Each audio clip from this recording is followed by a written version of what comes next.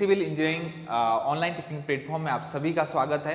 कल हमने कवर किया था इंजीनियरिंग ड्राइंग एमसीक्यू सीरीज। पहला लेक्चर हमने कंप्लीट किया था। कैसा आपको लगा? आपने देख लिया होगा बच्चों और आपने कमेंट भी किया होगा। ऐसी बच्चों एक सीरीज जो है हम चलाने की कोशिश करेंगे और साथ ही जो है एक मैराथन भी इसमें लेंगे ताकि आपका पूरा का पूरा जो इंजीनियरिंग ड्राइंग है कम से कम एक क्लास में आपके इंपॉर्टेंट क्वेश्चन जो आपके पूछे जाते हैं एग्जाम में वो आपके कवर हो। तो शुरुआत करते हैं बच्चों। आज दूसरी क्लास है, शुरुआत करते हैं, ज्यादा टाइम नहीं लेंगे।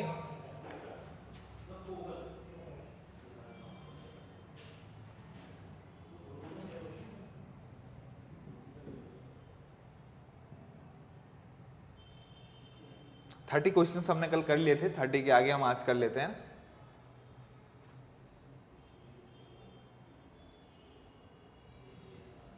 यहां से करेंगे, ठीक है।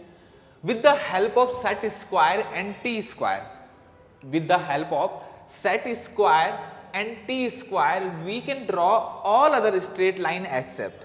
पूछ रहा है बच्चों कि अगर हम सेट स्क्वायर, आप सभी को पता है सेट स्क्वायर आपने देखे होंगे। सेट स्क्वायर दो पेयर में होते हैं आपके। कौन कौन से एंगल होते हैं आपके? 45 30, 45 आपका और आपका 90। इसके अलावा आपका या फिर इसको 45 30 भी बोलते हैं और एक आपका 60 60 वाला जो आपका होता है। इसके अलावा पूछ रहा है कि सेट स्क्वायर की मदद एंड टी स्क्वायर की सहायता से हम सभी स्ट्रेट लाइन ड्रॉ कर सकते हैं एक्सेप्ट। आप सभी को बताता हूं टी स्क्वायर की मदद से जो है हम बहुत सारी स्ट्रेट लाइंस खींच सकते हैं, पैरेलल स्ट्रेट लाइंस खींच सकते हैं। इसके अलावा इसकी सहायता से हम अलग अलग कोण भी बना सकते हैं टी स्क्वायर और सेट स्क्वायर की सहायता से। तो horizontal line, curved line, oblique line या फिर आपका नन ऑफ दिस। तो कर्व्ड लाइन जो है घुमावदार लाइन जो है वो सेट स्क्वायर और आपका टी स्क्वायर इनकी मदद से नहीं बनाई जा सकती है। क्लियर हो गया? Second, the smallest size drawing sheet as per ISO series. मैं आपको एक चीज बता दूं बच्चों कि जनरली बीआईएस में आपने एक ही सीरीज यहां पर पढ़ी होगी, लेकिन आईएसओ में ए बी आपका जो है सीरीज चलती है, एबीसी सीरीज चलती है। पूछ रहा है आईएसओ के अकॉर्डिंग यहां पर सबसे स्मॉल साइज ड्राइंग शीट का जो है वो कौन सा होगा? आप सभी को पता होगा, हमने पहले भी पढ़ा है, A0 साइज जो होता है वो आपका सबसे बड़ा होता है। क्या कैसा होता है? सबसे बड़ा साइज। उसके बाद आपका A1 होता है, उसके बाद A2 होता है, फिर A3 होता है और A4 होता है। तो यहां पर अगर हम देखा जाए तो सबसे छोटा साइज जो पेपर का यहां पर है वो कौन सा है? A4 साइज का यहां पर पेपर है। इसमें क्वेश्चन भी पूछा जाता है बच्चों कि जो आपकी सीट्स होती, चाहे A0 हो, A3 हो, A2 है, जब इसको फोल्ड करा जाता है, क्योंकि इतनी बड़ी सीटों को जो है इसी साइज में, जिस साइज की हैं उस साइज को कैरी करना या फिर इसको संभालना बहुत टफ होता है। तो हम हर प्रकार की सीट, चाहे A0 हो, A3 हो, A2 हो, इनको जब हम फोल्ड करते हैं तो फोल्ड करके जो हम किस साइज में हम इसको फोल्ड करते हैं वो फोल्ड साइज होता है आपका A4 साइज। सारी की सारी सीटों को फोल्ड करके हम किस में बनाते हैं? आपका A4 साइज में जो है हम यहाँ पर फोल्ड करते हैं। क्लियर हो गया? उसमें फिर हम डिटेल्स में हम इसमें पढ़ेंगे कि नंबर ऑफ फोल्ड जो है वो आपका कितना होता है। जब मैं इसको डिटेल्स में आपको पढ़ाऊंगा तो उसमें आपको क्लियर हो जाएगी कि कितने फोल्ड, कैसे कैसे आपको फोल्ड करना होता है। इसके अलावा फोल्डिंग का पैटर्न कैसा होता है, जब आप फोल्डिंग करते हैं तो उस दौरान जो आपका टाइटल ब्लॉक है वो कैसा आपका रहना चाहिए। सभी को गुड इवनिंग। एक बार सेशन को बच्चों शेयर जरूर कर दें, लाइक जरूर कर दें। अगर आप प्लेटफॉर्म पर नए हैं तो सब्सक्राइब भी जरूर करें। क्लियर हो गया? साथ ही बच्चों अगर आप ड्राफ्ट्समैन, जो आपका यूके ट्रिपल ने ड्राफ्ट्समैन की जो वैकेंसी निकाली है, अगर आप इसकी तैयारी करना चाहते हैं, एक डेडिकेटेड कोर्स अगर चाहते हैं, जिस पैटर्न पर आपका सिलेबस है उसी पैटर्न पर अगर कोर्स चला जाते हैं, क्योंकि ये मैं इसलिए कह रहा हूं कि इस बार मेंशन बच्चों एनसीवीटी, और एनसीवीटी की अगर मैं बात करूं तो वहां पर ऑक्यूपेशनल सेफ्टी एंड हेल्थ नाम से एक अलग टॉपिक है, इंजीनियरिंग ड्राइंग आपका अलग हो जाता है वहां पर। तो ऐसी आपकी अलग अलग चीजें वहां पर अलग से आपको बिल्कुल लेक्चर्स हर एक यूनिट का जो है आपको प्रोवाइड किया जाएगा। तो अगर आप डेडिकेटली तैयारी करना चाहते हैं इस ड्राफ्ट्समैन जो आपका यूके ट्रिपल ने निकाली है वैकेंसी, जिसके लिए एजुकेशन क्वालिफिकेशन आईटीआई के साथ साथ डिप्लोमा वाले भी हैं, पॉलिटेक्निक वाले भी हैं, तो बच्चों आप लोग जो है आपका मेक इटीजी का सिविल प्लेटफॉर्म का जो ऐप है इसको डाउनलोड कर सकते हैं प्ले स्टोर से और आप वहां पर जो है ये कोर्स यहाँ पर देख सकते हैं। क्लियर हो गया? चलो आगे बढ़ते हैं। नेक्स्ट क्वेश्चन है dash dash dash size drawing are generally not folded. लो जी, size drawing are generally folded. मैंने अभी आपको बताया था कि सारी की सारी जो सीट्स हैं जब उनको फोल्ड किया जाता है तो किस साइज में किया जाता है, A4 सीट में। तो कुल मिलाकर यहाँ पर A4 सीट को यहाँ पर फोल्ड करने की जरूरत नहीं है। A3 को भी A4 में किया जाएगा, A0 को भी A4 साइज में तक जो है फोल्ड किया जाएगा। अब कितने फोल्ड होंगे वो आपको जो है मैं जब डिटेल्स में जब लेक्चर पढ़ाऊंगा तो उसमें आपको क्लियर कर दूंगा। इसके अलावा A1 सीट होगी उसको भी A4 साइज में जो है वो फोल्ड किया जाता है। तो कुल मिलाकर सारी सीट चाहे कितनी भी बड़ी सीट है उसको फोल्ड करके A4 सीट में जो है वो बना दिया जाता है, A4 साइज में बना दिया जाता है। नेक्स्ट क्वेश्चन में आते हैं, plain scale are available in, plain scale are available. सामान्यतः आपने देखा होगा, आपने ड्राइंग भी की होगी इंजीनियरिंग ड्राइंग में, सामान्यतः आपका जो प्रकार बॉक्स जिसको आप कहते हैं, इंस्ट्रूमेंट जो आपका बॉक्स होता है उसमें भी आपने देखा होगा एक छोटा सा स्केल रहता है, 15 सेंटीमीटर का स्केल होता है। उससे बड़ा स्केल आपने देखा होगा 30 सेंटीमीटर का स्केल। तो सामान्यतः यही दो स्केल जो है हम इंजीनियरिंग ड्राइंग में यूज करते हैं।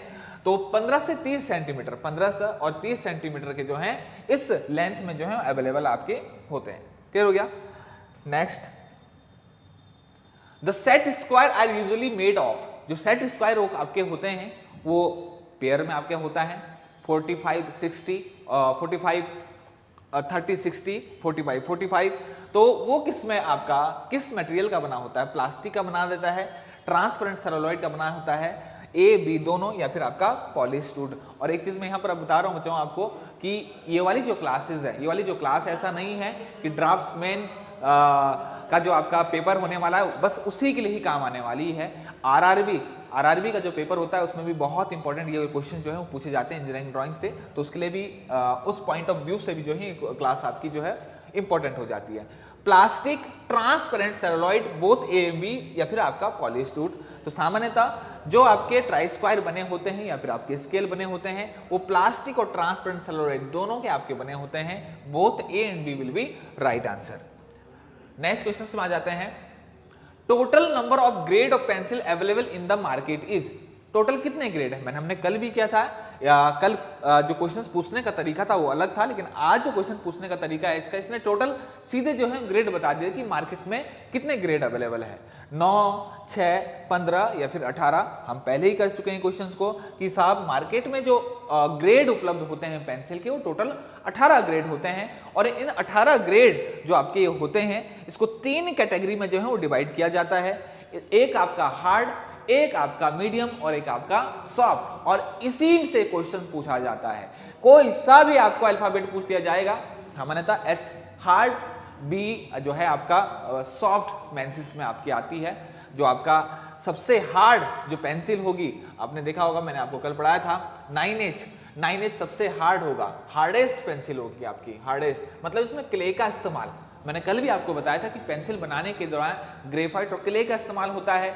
और क्ले वहां पर बहुत वाइटल रोल प्ले करता है हार्डनेस के लिए। तो हार्डनेस ज्यादा होगी पेंसिल की कब, जब हम क्ले उसमें जो है ज्यादा मिलाएंगे, क्योलाइन जो है ज्यादा मिलाएंगे। और सबसे सॉफ्टेस्ट पेंसिल की अगर मैं बात करूं तो 7B जो होती है आपकी वो सॉफ्टेस्ट पेंसिल होती है, सॉफ्टेस्ट पेंसिल। क्लियर हो गया।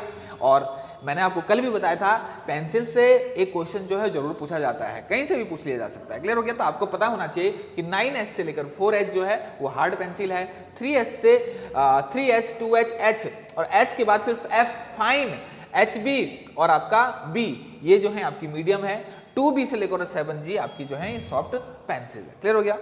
नेक्स्ट क्वेश्चन में आ जाते हैं, T square can be use for drawing sheet parallel to the of the board, parallel to the. भाई टी स्क्वायर की मदद से टी स्क्वायर को आप ड्राइंग बोर्ड में फिट करते हैं। ठीक, इवोनी वाला जो पार्ट होता है वो टेबल की वर्किंग एज में ऊपर नीचे आपका स्लाइड होता है और उसकी मदद से जो है हम वहां पर पैरेलल लाइन ड्रॉ कर सकते हैं। तो कैसे वर्टिकल किसके, बोर्ड के, वर्टिकल, हॉरिजॉन्टल या फिर इंक्लाइन या फिर आपका कर्व। कैसे बच्चों, horizontal, horizontal. Very good, very good. सभी लोग आंसर दें, सभी लोग आंसर देने का प्रयास करें, सभी लोग आंसर दें। क्लियर हो गया। आगे हम बढ़ते हैं नेक्स्ट क्वेश्चंस में। What is the slope inclined letter with the horizontal? What is the slope of inclined letter? हमने लेटर पढ़ा बच्चों। अगर मैं बात करूं तो ये भी एक बहुत इंपॉर्टेंट टॉपिक हो जाता है, बहुत इंपॉर्टेंट टॉपिक हो जाता है। लेटर को लिखने का तरीका, इंक्लाइंड है, सीधा है, स्पेस कितना होना है। और जब भी हम इंजीनियरिंग ड्राइंग पढ़ते हैं, आपने इंजीनियरिंग करी होगी, आपने पॉलिटेक्निक किया होगा, आपने देखा होगा उस दौरान आपको लेटर लिखने की प्रैक्टिस जरूर कराई होगी अपनी सीट पर। आपने से ए से जेड तक लिखवाया गया होगा, 1 से आपका जो है 0 तक जो है आपके नंबर जो है लिखाए गए होंगे। तो यहां से भी जो है कभी कभी क्वेश्चंस बन जाता है। इसमें एक होता है बच्चों इंक्लाइंड लेटर। तो इंक्लाइंड लेटर पूछ रहा है कि कितना स्लोप होता है with the horizontal. Important question है, पूछा गया है, आपको पता होना चाहिए कितना बच्चों आपका 75 डिग्री, कितना 75 डिग्री। ठीक, क्या हो गया। आगे हम बढ़ते हैं नेक्स्ट क्वेश्चंस में। Which of the following pencil grade are used to draw constructions line? Very important questions. Very important questions का मतलब है कि लाइन से संबंधित पेंसिल आपसे पूछी जा सकती है। अलग अलग प्रकार की लाइन, वो डायमेंशन लाइन पूछी जा सकती है, वो आपका कंस्ट्रक्शन लाइन पूछी जा सकती है, वो आपका सेक्शन लाइन आपसे पूछा जा सकता है, वो हैचिंग लाइन आपसे पूछ सकता है। किस लाइन को ड्रॉ करने के लिए किस प्रकार की पेंसिल का उपयोग होना चाहिए, ये आपको पता होना चाहिए। यहां से क्वेश्चंस बनता है। क्लियर हो गया। तो पूछ रहा बच्चों आपका कंस्ट्रक्शन लाइन, और कंस्ट्रक्शन लाइन मैंने आपको ये डाटा दिया था बच्चों, एनडी भट्ट का ये डाटा है, और इसमें आपने देखा होगा इनिशियल वर्क अगर आपको करना है, कंस्ट्रक्शन लाइन करनी है, ठीक, तो उसके लिए एच पेंसिल का इस्तेमाल आपका होता है। आउटलाइन आपको करनी है, dotted line, section plane line, dimensions line, very important, पूछा जा सकता है कि साहब डायमेंशन लाइन के लिए आप कौन सी पेंसिल का इस्तेमाल करेंगे, किस ग्रेड पेंसिल का इस्तेमाल करेंगे, तो कौन सी 2H का। इसके अलावा पूछा जा सकता है एरो हेड के लिए आप किस प्रकार की पेंसिल का इस्तेमाल हम करेंगे, तो उसके लिए 2H पेंसिल। क्लियर हो गया। इसके अलावा सेंटर लाइन पूछा जा सकता है, सेक्शंस लाइन पूछा जा सकता है, उसके लिए 3H और 4H जो है हम इस्तेमाल कर सकते हैं। क्लियर हो गया। तो what will be right answer, A H right answer होगा जो आपका यहाँ पर H। क्लियर हो गया। आगे हम बढ़ते हैं while representing the diameter in dimensioning it is represent as। लो जी, इंजीनियरिंग ड्राइंग सीट में आपने देखा होगा, कभी आपने बहुत सारी ड्राइंग आपने बनाई होगी, उसमें डायमीटर को कैसे रिप्रेजेंट हम करते हैं, डायमीटर को कैसे रिप्रेजेंट करते हैं। यहां पर सिंबल दिए गए हैं, बोल रहा है डी से करेंगे, इस प्रकार के सिंबल से करेंगे, या फिर डाया लिखा होगा या स्मॉल डी वहां पर लिखा होगा। बहुत आसान है। इस प्रकार के सिंबल से जो है हम डायमीटर को प्रदर्शित करते हैं अपनी ड्राइंग में। क्लियर हो गया। Next, which of the following is not an enlarging scale.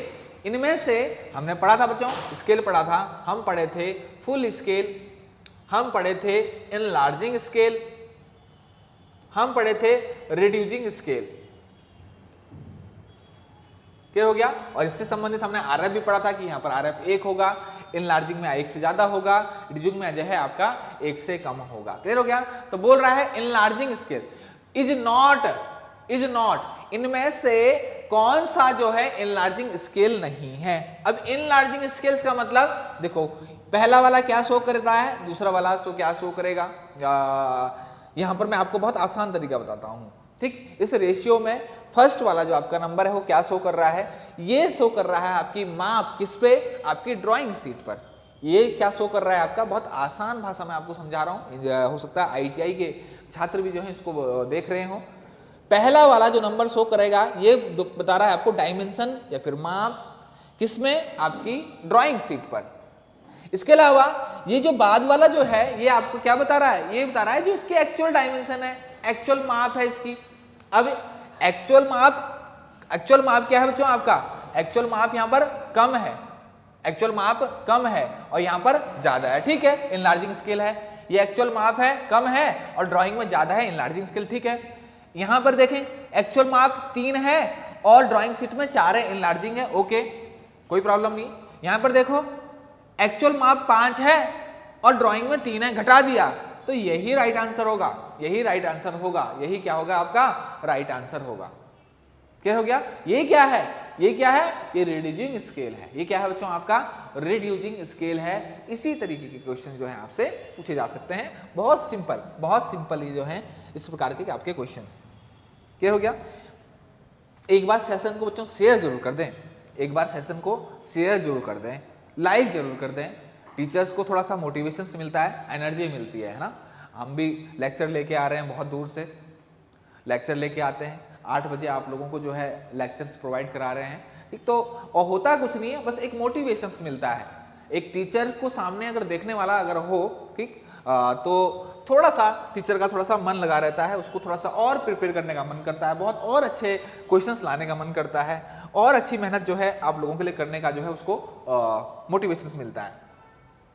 Next question, the diagonal scale. लो जी, डायगोनल स्केल, प्लेन स्केल। हमने जब स्केल पढ़ा था बच्चों, तो हम स्केल में हम पढ़ते हैं, प्लेन स्केल आपने पढ़ा होगा, ठीक है। डायगोनल स्केल हम पढ़ते हैं, diagonal scale, plain scale, diagonal scale.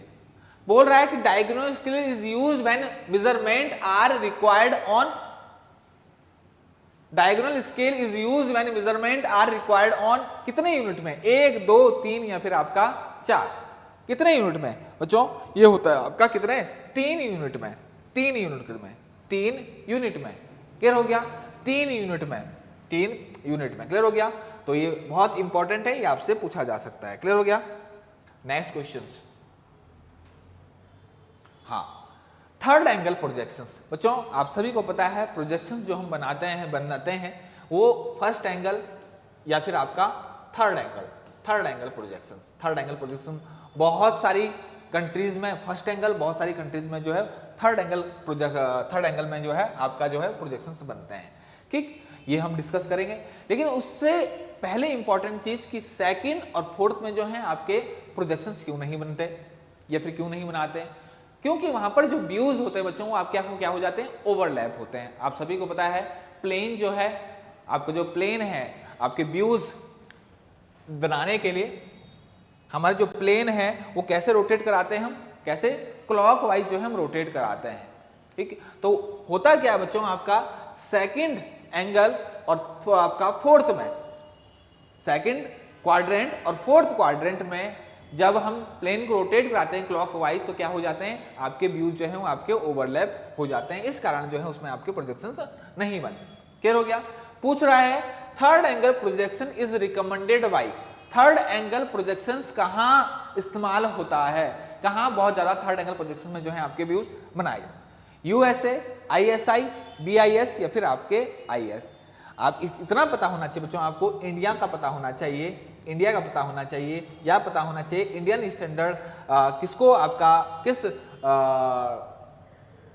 Angle में, फर्स्ट एंगल में जो है आप प्रोजेक्शन जो है बनाता है फर्स्ट क्वाड्रेंट में, तो ये आपको पता होना चाहिए। लेकिन यहाँ पर ये पूछ रहा है कि तीसरे कोण में थर्ड एंगल प्रोजेक्शंस किसके द्वारा जो है रिकमेंड किया गया है, तो यूएसए के द्वारा। अगर मैं बात करूं फर्स्ट एंगल की, तो इंडिया और यूरोपियन कंट्री जो है वो कौन सा यूज करती है, आपकी फर्स्ट एंगल प्रोजेक्शन से आपको पता होना चाहिए, क्लियर हो गया। आईएस है या आईएस की जगह आपका बीआईएस भी होगा, ठीक। ये किसमें होते हैं आपकी फर्स्ट एंगल, ये आईएस रिकमेंड करता है फर्स्ट एंगल प्रोजेक्शन, और बीआईएस भी सेम चीज वही बच्चों। इसके अलावा यूरोपियन कंट्री की बात करूं तो वो भी बच्चों आपका कौन सा करता है, आपका फर्स्ट एंगल प्रोजेक्शन। इसके अलावा आपकी कनाडा जितनी भी हैं आपकी, वो जो है मैक्सिमम जो है आपका थर्ड एंगल प्रोजेक्शन में जो है आपकी व्यूज बनाते, क्या हो गया। इसके साथ ही एक इंपॉर्टेंट चीज बच्चों आपको यहाँ पर डायग्राम दिख रहा है, एक इंपॉर्टेंट डायग्राम यहाँ पर दिख रहा होगा। वो इंपॉर्टेंट डायग्राम मैं इसलिए कह रहा हूँ क्योंकि सिंबल पूछ लिया जाता है, क्या सिंबल पूछ लिया जाता है। यहाँ पर आप देख रहे हो बच्चों, यहाँ पर फर्स्ट एंगल प्रोजेक्शन है, उसका यहाँ पर सिंबल है, बहुत इंपॉर्टेंट है, ये पूछा जाता है, आपको पता होना चाहिए बच्चों। फर्स्ट एंगल प्रोजेक्शंस का जो सिंबल होता है वो कैसा आपका होगा, थर्ड एंगल प्रोजेक्शंस का सिंबल कैसा होगा, ऑब्जेक्ट कहां पर आगे होगा, व्यूज कहां पर पीछे होगा, और व्यूज कहां पर आगे होगा और ऑब्जेक्ट कहां पर पीछे होगा। तो ये बहुत इंपॉर्टेंट है, फर्स्ट एंगल प्रोजेक्शन और थर्ड एंगल प्रोजेक्शन का जो सिंबल है आपको पता होना चाहिए, क्लियर हो गया। इससे भी क्वेश्चंस कभी कभार बन जाता है। नेक्स्ट क्वेश्चन, वेरी गुड, ठीक, वेरी गुड। हॉरिजॉन्टल के अबाउट क्लॉकवाइज जो है वो रोटेट करते हैं, very good. Scale use for 2 system of unit measurement, इकाई मापन की 2 पद्धतियों के लिए प्रयुक्त पैमाना, 2 यूनिट तक, आपका सेंटीमीटर और mm। प्लेन स्केल आपने देखा होगा, उसमें क्या होता है, एक के सेंटीमीटर होता है और दूसरी माप कौन सी होती है आपकी, mm में आपकी होती है। तो उन्हीं स्केलों को क्या कहते हैं हम, प्लेन स्केल। और यही अगर 3 यूनिट में होता है आपका, 3 में आपका होता, तो उसको हम क्या बोल रहे हैं, उसको डायगोनल स्केल हम बोलते हैं, उसको हम क्या बोलेंगे, डायगोनल स्केल। तो कुल मिलाकर प्लेन स्केल जो होता है वो आपस में क्या होता है, 2 सिस्टम ऑफ यूनिट मेजरमेंट आपकी होती है। क्लियर हो गया, plain scale important. Plain scale में 2 यूनिट, इसके अलावा डायगोनल स्केल जैसा हमने पढ़ा था अभी, डायगोनल स्केल यहां पर आपका 3 यूनिट ऑफ मेजरमेंट यहां पर आपकी होती है। क्लियर हो गया, इंपॉर्टेंट क्वेश्चन है, पूछ लिया जाता है। नेक्स्ट क्वेश्चन पूछ रहा है बच्चों, इन architecture the top view is called, very very important question, important question है, पूछा जाता है। आर्किटेक्चर में टॉप व्यू को क्या कहा जाता है, क्या कहा जाता है, प्लान कहते हैं, एलिवेशंस कहते हैं, both A and B, none of this, क्या कहते हैं। मैं आंसर, सभी लोग आंसर जरूर देंगे इस क्वेश्चन का, सभी लोग आंसर देने का प्रयास करें, सभी लोग आंसर दें, सभी लोग आंसर दें इसका answer. Plan, very good very good. Devil heart, very good, devil heart बिल्कुल सही आंसर आपने बताया है, वेरी गुड वेरी गुड। मासूम है बिल्कुल, रितु नोटियाल जी बिल्कुल सही, जोशी जी बिल्कुल आपने भी, गरिमा जी बिल्कुल आपने भी सही बताया है, गोलू कलूराज जी बिल्कुल बिल्कुल, बहुत अच्छे, बहुत अच्छी तैयारी कर रहे हैं। इसका मतलब आप लोग जो है बिल्कुल इंजीनियरिंग ड्राइंग जो है बिल्कुल अच्छे से जो है आप लोग पढ़ रहे हैं, ठीक। तो राइट आंसर क्या हो जाएगा आपका, प्लान जो है आपका राइट आंसर हो जाएगा। क्लियर हो गया। इसके अलावा एलिवेशंस ठीक, एलिवेशंस या फ्रंट व्यू, साइड व्यू, ये आपका एलिवेशंस में आ जाते हैं। क्लियर हो गया। Next question, what type of view is used to provide clarity and interior feature of a part? लो जी, what type of views is used to provide clarity and interior feature of the part? किसी भाग की स्पष्टता और आंतरिक विशेषताएं प्रदान करने के लिए ड्राइंग में हम क्या कहेंगे बच्चों, उसको sections view, oblique view, auxiliary view, या फिर आपका पिक्चरल व्यू, ठीक। वो कौन सा, सेक्शन व्यू बच्चों, कौन सा, सेक्शंस व्यू हम उसको दिखाते हैं। किसी पार्ट को हमने क्लैरिटी से दिखाना तो हम उसको क्या दिखाते हैं, सेक्शंस व्यू। कह रहे हो, आपने देखा होगा इस तरीके से जे हैचिंग लाइन का इस्तेमाल हम करते हैं, सेक्शंस लाइन का हम इसमें इस्तेमाल करते हैं। और ये सेक्शंस लाइन कितने डिग्री पर होती है, आगे भी क्वेश्चन आएगा, बहुत इंपॉर्टेंट है। इस तरीके की जो है वो इंपॉर्टेंट क्वेश्चन जो है पूछ लिए जाते हैं, ठीक। हैचिंग लाइन या फिर आपका section line. Next question, hidden object is shown by, hidden object जो है किससे दिखाया जाता है, किससे प्रदर्शित किया जाता है। आपकी ड्राइंग में हिडन ऑब्जेक्ट को कैसे शो किया जाता है, डॉटेड लाइन। कैसे बच्चों, डॉटेड लाइन। हिडन ऑब्जेक्ट को हमेशा डॉटेड लाइन से जो है वो प्रदर्शित किया जाता है। Next question, sections line, section lines are uniformly spaced line drawn at an angle of, आ गया ना क्वेश्चंस, अभी हम पढ़ रहे थे सेक्शंस लाइन, ठीक। सेक्शंस लाइन या फिर आपका हैचिंग लाइन, या फिर आपका हैचिंग लाइन, ठीक। आपने अगर कभी इंजीनियरिंग ड्राइंग में जो है ड्राइंग पर आपने काम किया होगा तो वहां पर बच्चों आपने वो बताया होगा कि भाई सेक्शंस लाइन को कितने डिग्री पर आपको खींचना है, तो वो कितना होता है सी। बहुत बढ़िया, बहुत सुंदर, वेरी गुड 45 डिग्री। कितने डिग्री पर, 45 डिग्री पर जो है सेक्शंस लाइन को जो है वो खींचा जाता है। नेक्स्ट क्वेश्चन पर आ जाते हैं, the angle that isometric line make with each other. लो जी, ये प्लेन है, ठीक। ये बोल रहा बच्चों आइसोमेट्रिक लाइन, आपने पढ़ा होगा आइसोमेट्रिक व्यू, ठीक। इस तरीके से हम बनाते हैं, हमने आपको बताया होगा कि भाई यहाँ से 30 डिग्री ऊपर जो है हम बनाते हैं, 30 डिग्री ऊपर। तो ये बीच का कितना बचा आपका, ये आइसोमेट्रिक जो है वो लाइन है, ये कितना बचा आपका 30 30 60 पूरा 180, 60 माइनस कर दो तो कितना बचा आपका 120 डिग्री। क्लियर हो गया आपको। ये बहुत इंपॉर्टेंट क्वेश्चन है, पूछा जाता है। The angle that isometric line make with each other, ठीक, वो कितना होता है आपका 120 डिग्री। क्लियर हो गया, ये भी पूछा जा सकता है, ठीक। हाँ, आइसोमेट्रिक लाइन जो है हॉरिजॉन्टल के अबाउट जो है कितना एंगल बनाती है, तो ये भी आपको पता होना चाहिए। क्लियर हो गया। तो क्वेश्चंस को कैसे भी पूछा जा सकता है, कैसी भी बिल्कुल बिल्कुल, वेरी गुड। ठीक, नेक्स्ट क्वेश्चन पर आते हैं। Projection of an object shown by 3 view is known as.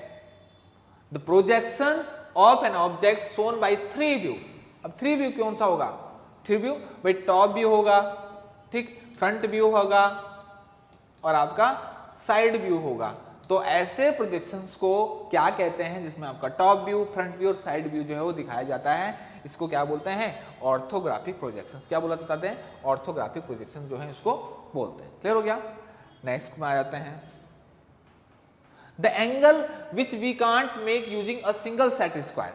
Single set square, single set square जो कैसे होते हैं आपके? इस तरीके से आपने देखा होगा 30, 60, 90, या फिर आपके एक इसके साथ का जो पेयर आपने इस तरीके से देखा होगा, ये 45 डिग्री, ये 45 डिग्री और ये आपका 90 डिग्री। पूछ रहा है कि भाई सिंगल सेट स्क्वायर की सहायता से आप इनमें से कौन सा एंगल नहीं बना सकते? बच्चों 30 बना सकते हैं, 90 बना सकते हैं, 60 बना सकते हैं, 45 बना सकते हैं। तो 45 तो नहीं बना सकते, तो कौन सा नहीं बना सकते हैं? 75। तो किस इस तरीके के कभी आसान क्वेश्चंस भी पूछ लिए जाते हैं और ये PYQs हैं। ये सारे के सारे क्वेश्चंस जो मैं आपको करा रहा हूं ये आपके PYQ है, प्रीवियस ईयर क्वेश्चंस में पूछे गए क्वेश्चंस हैं। Which of the following drawing tool is used by architect for making blueprint?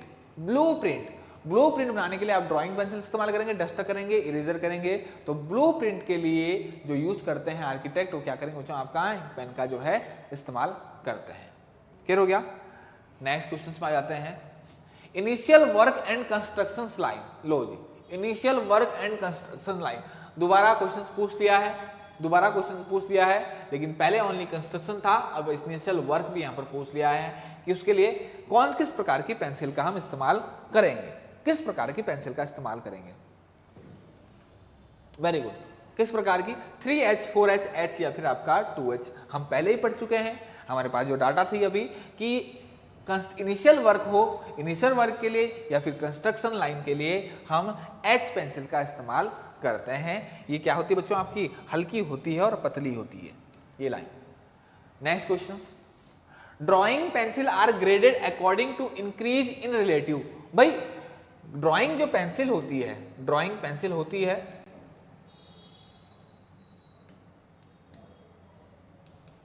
ठीक, ड्राइंग पेंसिल की अगर मैं बात करूं बच्चों तो दो तरीके की हम इसमें जो है पॉइंट बनाते हैं। एक में कोनिकल, एक आपकी कोनिकल टाइप की होती है, एक होती है आपकी चीजल एज। पूछ रहा है कि ड्राइंग पेंसिल की जो ग्रेड का मतलब हार्डनेस, वो किस पर डिपेंड करेगी?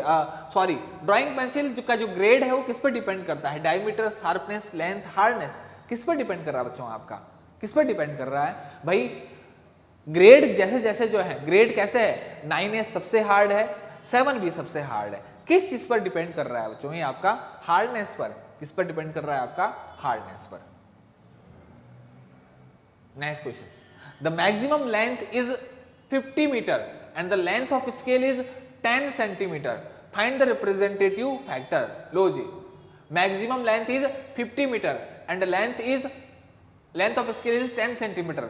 Find the representative factor. Representative factor जो है आपको निकालना है। तो लेंथ, ये फॉर्मूला आप यहां रखेंगे बच्चों, इस तरह के क्वेश्चन आपके आते हैं। लेंथ ऑफ द स्केल, यहां पर मैंने नीचे लिखा भी है, वो क्या होता है? RF into maximum length. RF into maximum length. ठीक, RF हमें दिया गया बच्चों, मैक्सिमम लेंथ दी है। मैक्सिमम लेंथ यहां पर हमें दी है कितना? आपका 50 मीटर। ठीक, इसके अलावा length of scale is 10 centimetre. ये आपकी क्या है? आपका 10 सेंटीमीटर। RF पूछ लिया गया है, RF आपसे पूछा गया है। तो RF कितना होगा बच्चों? आपका 10 बाई आपका 15 मीटर। एक मीटर में कितने सेंटीमीटर होते हैं? 100 सेंटीमीटर, क्योंकि ये आपका सेंटीमीटर में है 10, तो ये हो जाएगा 15 इंटू आपका 100। एक मीटर में 100 सेंटीमीटर। ठीक, तो ये कितना हो जाएगा बच्चों? आपका 1/500, 1/500। ये क्या निकल गया आपकी? ये क्या निकल गया आपकी? ये निकल गया बच्चों आपका रिप्रेजेंटेटिव फैक्टर। आपका ये निकल गया 1/500। क्या हो गया?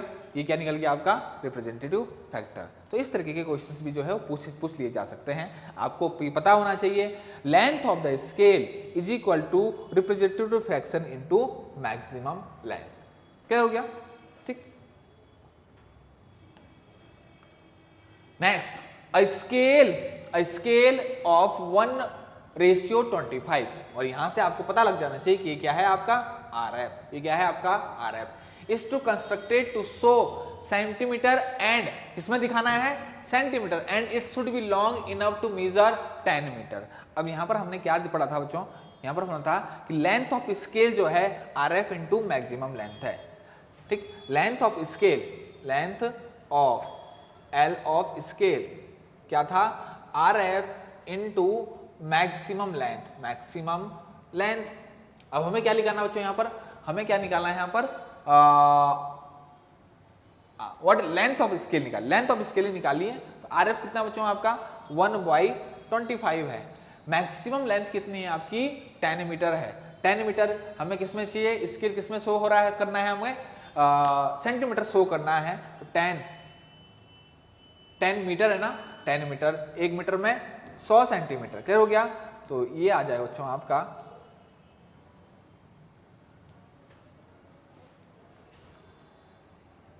ठीक, ये कितना हो जाएगा आपका 40 सेंटीमीटर। क्लियर हो गया? 40 सेंटीमीटर।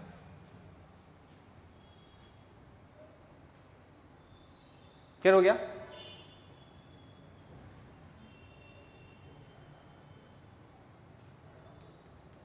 चल, क्लियर हो गया? Very good, very good, very good.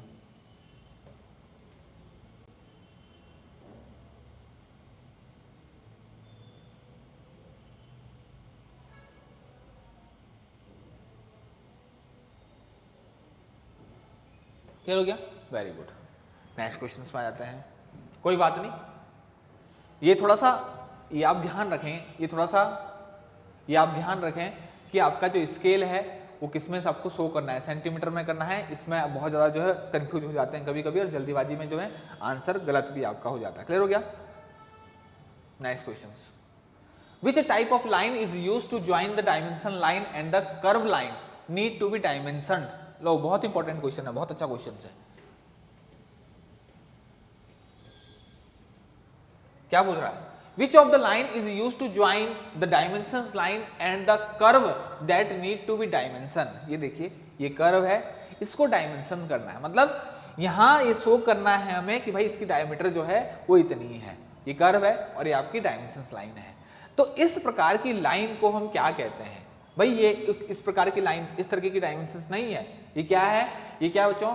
ये डायमेंशन लाइन कर्व, एक कर्व को शो कर रहा है, उसकी डायमेंशन को जो है वो बता रहा है। ठीक, तो इस प्रकार की लाइन को ही हम क्या कहते हैं? लीडर लाइन कहते हैं। मैंने इसमें जो है अलग से डायग्राम यहाँ पर आप देख भी सकते हो। ये क्या है आपका? इसको हम क्या कहते हैं? Leader line. इसको कहते हैं हम लीडर लाइन। क्वेश्चन पूछा जाता है, क्वेश्चन पूछा जाता है, और खासकर डायमीटर हम इसी लीडर लाइन से जो है वो शो करते हैं, डायमीटर। क्लियर हो गया? Next question, the axis of cylinder और sphere is denoted by which of the following line? Axis of cylinder, sections line, centre line, hidden line, या फिर आपका लॉर्डर लाइन, लीडर लाइन। ठीक, तो एक्सिस किससे हमेशा, एक्सिस किससे बच्चों? आपका सेंटर लाइन। एक्सिस जो हमेशा शो की जाती है, चाहे आपकी स्पेयर हो, आपका सिलेंडर हो, वो किससे? आपका सेंटर लाइन। किससे? Centre line. Next question, what do hidden line in orthographic projections denote? What do hidden line in orthographic projections denote? Hole और slot. Hidden line orthographic projection में क्या डिनोट करता है? हिडन लाइन, हिडन लाइन आपने देखा होगा orthographic projections में क्या डिनोट करता है? होल और slot, change of plane, position of cut, centre of circular और सिलेंडर। ये आप दिख रहा होगा बच्चों, यहाँ पर आपको दिख रहा होगा। मैंने पास में ही एक जो है डायग्राम लगाया है। ठीक, मैंने यहाँ पर ये ऑर्थोग्राफिक इसका जो है प्रोजेक्शंस है, आप देख सकते हो बच्चों। ये आपका टॉप व्यू है। ठीक, ये आपका इसमें फ्रंट व्यू है। आपको ये जो होल, ये जो स्लॉट है, ये जो स्लॉट है, इसको डिनोट करने के लिए हम हिडन लाइन का इस्तेमाल करते हैं प्रोजेक्शंस में। तो होल हो, स्लॉट हो, उसको हम हिडन लाइन से जो है प्रदर्शित करते हैं। किससे? हिडन लाइन से। क्लियर हो गया? Next question, very good. The angle which we can't make using both the set square is the angle which we can't make using both the set square। इनमें से कौन सा एंगल है जो हम दोनों सेट स्क्वायर की मदद से नहीं बना सकते हैं? 15, 165, 105 बना सकते हैं, 125 कौन सा नहीं बना सकते हैं? ठीक, कौन सा यहाँ पर नहीं बना सकते हैं दोनों सेट स्क्वायर की मदद से? 15 हम बना सकते हैं, हाँ, क्योंकि मेरे पास 45 भी है और आपका 30 भी है। ठीक, तो यहाँ से मेरे को 15 डिग्री जो है अलग मिल जाएगा। क्या 105 हम बना सकते हैं? भाई 90 है मेरे पास, 90 है, इसके साथ जो है 15 मैंने बना दिया है, तो ये भी, हाँ, ये भी पॉसिबल है, ये भी पॉसिबल है, हाँ, ये भी पॉसिबल है। इसके अलावा क्या 165 पॉसिबल है? क्या 165 पॉसिबल है? ठीक, तो 60 प्लस 45,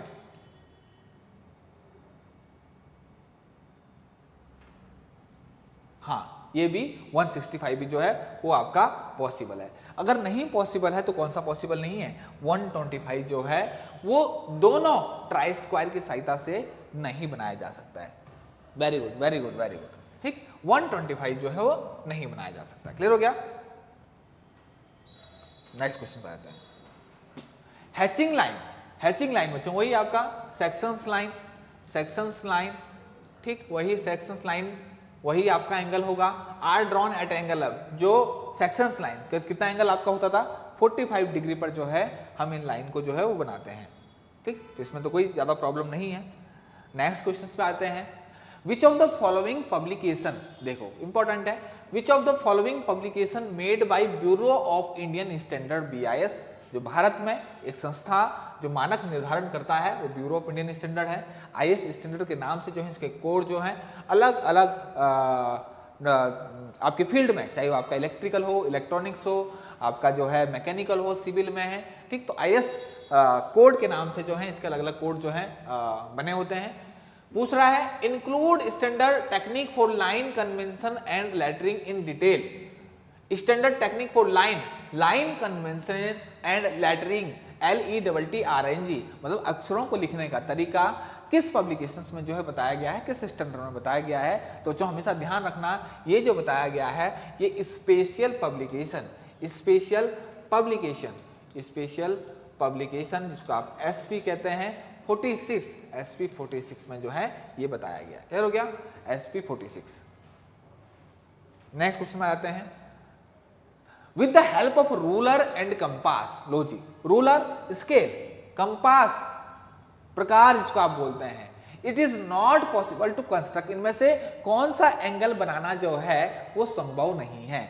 37.5 बनाना संभव है, 22.5 बनाना संभव है, 67.5 बनाना संभव है, कि केवल हमें किस चीज का यूज करना है? प्रकार का सहायता और स्केल की सहायता से, प्रकार की सहायता से जो है हमें ये एंगल बनाने हैं। तो कौन सा? 40 डिग्री एंगल जो होता है, बहुत इंपॉर्टेंट क्वेश्चन है, बहुत बार पूछा गया है, बहुत बार पूछा गया है ये क्वेश्चन, बहुत बार, चाहे RRB हो, इसके अलावा स्टेट एग्जाम हो, और भी बहुत तमाम सारे जितने भी एग्जाम आपके सेंट्रल लेवल पे होते हैं, ठीक, उनमें बहुत बार ये क्वेश्चन पूछा गया है। 40 डिग्री एंगल जो है वो प्रकार और स्केल की सहायता से बनाना संभव नहीं। इसके अलावा 37.5, 22.5, 67.5 आसानी से जो है वो बनाए जा सकते हैं। Next question, which one of the following compass is used to draw very large circle, बहुत बड़े सर्कल अगर हमें ड्रॉ करने हैं, बहुत बड़े सर्कल, तो इनमें से किसकी सहायता से हम ड्रॉ कर सकते हैं? ठीक भाई, 20 जो है अगर डायमीटर आपका 20 डायमीटर से बहुत ज्यादा ऊपर है, ठीक, उसके लिए हमें अगर सर्कल खींचना है तो हम किस प्रकार के जो है कंपास का इस्तेमाल हम करेंगे? बीम, लार्ज, बो, ड्रॉ, ये बच्चों आपके कंपास है, बो भी आपका कंपास होता है, ठीक, तो उसके लिए हम यूज करते हैं, बहुत वेरी लार्ज के लिए हम क्या करते हैं?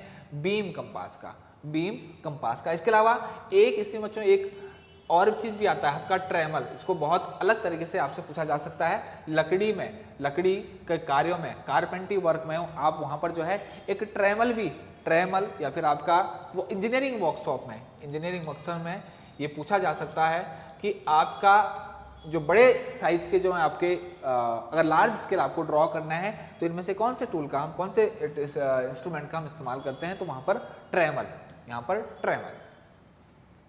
नेक्स्ट क्वेश्चन, ठीक।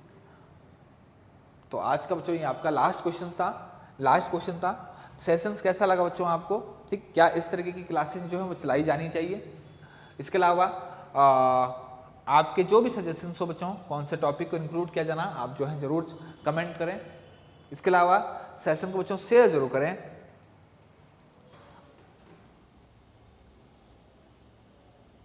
वेरी गुड, ठीक, बहुत अच्छा है। पीडीएफ आपको प्रोवाइड करा दी जाएगी। पीडीएफ जो सर ने आपको टेलीग्राम ग्रुप बताया है, टेलीग्राम ग्रुप बनाया है, उस टेलीग्राम ग्रुप में जो है आपको सारी की सारी जितनी भी पीडीएफ्स हैं वो प्रोवाइड करा दी जाएगी, ठीक। अगर आपको टेलीग्राम पीडीएफ्स की जरूरत होगी बच्चों तो आप लोग मैसेज कर सकते हैं। ऑफिशियल नंबर जो है आपको प्रोवाइड करा दिया होगा सर ने। साथ ही बच्चों इसके लिए डेडिकेटेड कोर्स भी जो है वो सर ने इस प्लेटफॉर्म ने, मेक इट इजी के सिविल इंजीनियरिंग प्लेटफॉर्म ने जो है बनाया है। आप प्ले स्टोर में जाकर इसको डाउनलोड कर सकते हैं।